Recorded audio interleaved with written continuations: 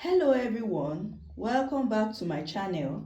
In today's lesson, we will learn words with CA. When C comes before A, it usually makes the K sound, which is ka, ka, ka. Let's practice. Example 1. Cat, cat.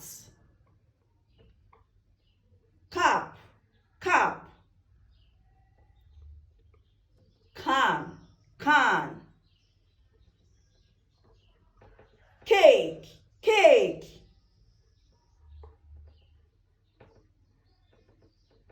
Camel, camel. Camp, camp. And lastly,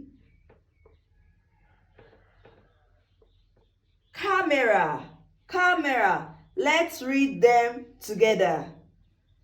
Cat, cap, can. Cake, camel, camp, camera. Excellent. Read these words again and again to improve your pronunciation. Thank you for watching. Please do not forget to like, share, and subscribe. See you in the next lesson. Bye.